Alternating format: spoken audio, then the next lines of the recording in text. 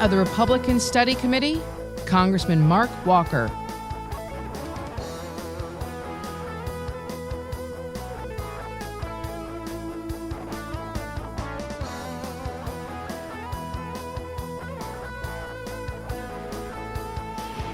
Thank you very much. Thank you.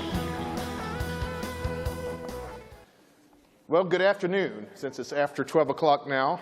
Thank you to CPAC's Chairman Matt Schlapp, certainly Mercedes, the Board of Directors, and most of all to all of you attendees, now in your third full day. Thank you for coming from all parts of the country. It is an honor to be with you today, and I am privileged to serve as the Republican Study Committee Chairman. I rely simply not on my long history of political pedigrees, but rather on my own real-life experiences as a pastor, as well as my time in business and finance. I lead from what I've learned as a husband, a father, a son, and a brother. You see, I've only been serving in Congress a little more than 25 months, but it's the experience that I encountered in working with people from all walks of life that drive my work here in Washington or in the state, my home state of North Carolina. As a pastor for nearly 17 years, I was blessed to work with students and families. Yet over that time, I have witnessed the spiraling fiscal and social conditions that have negatively impacted so many people. As a minister, I saw firsthand leading students and millennials into the forsaken neighborhoods, places like Cleveland, New York, and Baltimore. I still remember asking the leader of a nonprofit group of the gentleman that we were working with there in Cleveland, and I asked him, what is it that our team of 60 or 70 people, what is it that we can bring to you? I remember his answer very distinctly and very specifically. He said, please bring hope. You see, President Obama talked much about hope and how he wanted to fundamentally change the future of our country. The facts are this: his brand of change didn't make us stronger. In fact, we are weaker because of failed promises with our economy, our education, our health care, our military and defense. In fact, in North Carolina, home ownership among our minority communities are down for 9 years in a row. But like many of you, I see a different kind of hope in the numbers. With a Donald Trump and Mike Pence administration, we are fast-tracking the process to a better America. But it wasn't just about what happened this past November in our presidential election. It's a movement that's been brewing for the last several years. Listen to these numbers. We had 3 million more people voting for Republicans than we did Democrats this past Congress. That's a good thing. But think about it from a historical concept. In 1913, the House of Representatives went from 394 to 435. Now, not since that time until the last two Congresses have we ever elected 240 Republicans in back-to-back.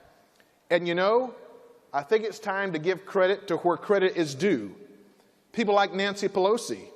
Now, I don't want to make Nancy Pelosi the complete scapegoat here, but I do believe that it's fitting to give her a round of applause for her help in this process, is it not? Thank you, Nancy. But here's the truth. This growing hope didn't begin in Congress.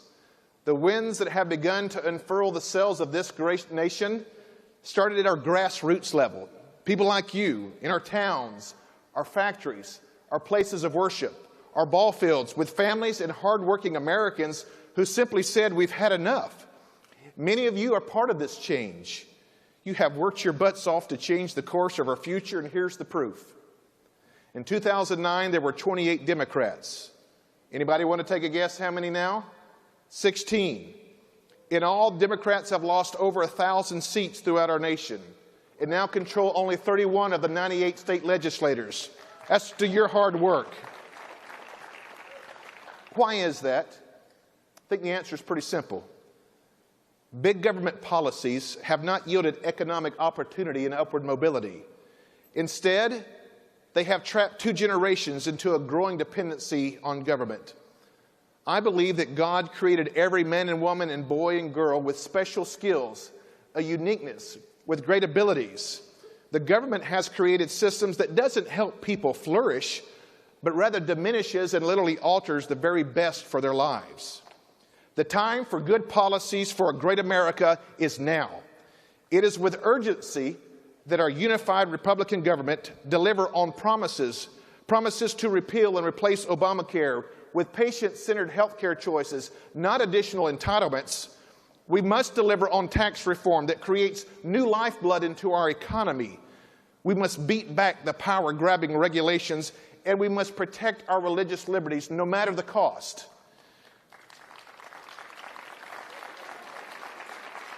Some of you may remember the tornadoes that did great destructive damage to Moore, Oklahoma, some 5 or 6 years ago. And I can remember the joint simulcast between NBC and CBS News that evening. And as the news came on, Brian Williams said this: "If you're waiting on the federal government, you may be waiting a while, but the Baptist men are already here."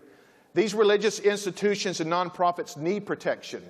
They are the ones doing the work. They're the ones holding the hand of the addicted. They're the ones rescuing the trafficked. We must continue and fight for the religious liberties. Well, we've talked about the what, and we've discussed the why. Allow me to close today with the how. And this may not be the most red meat speech that you've heard, but it's very important. Listen to me today. The best policy in the world, if no one hears it, if no one sees it, if it never reaches our audience, then it's worthless and it's futile. Effective conservatism starts with the right policy, but to be successful in the long term, it must have the right approach and the right voice. Tone matters. Love the people. Let's be honest. It took a few years for our nation's words to match our actions, that all men are created equal. But your generation, you see without discrimination and without prejudice. Make time for those who disagree with you.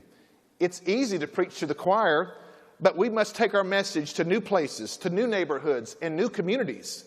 Learn to listen. There is real pain and real fear out there.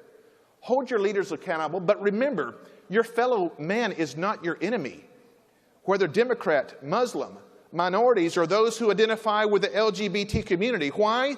Because every American deserves the opportunity to pursue life, liberty, and happiness, even those that are unborn.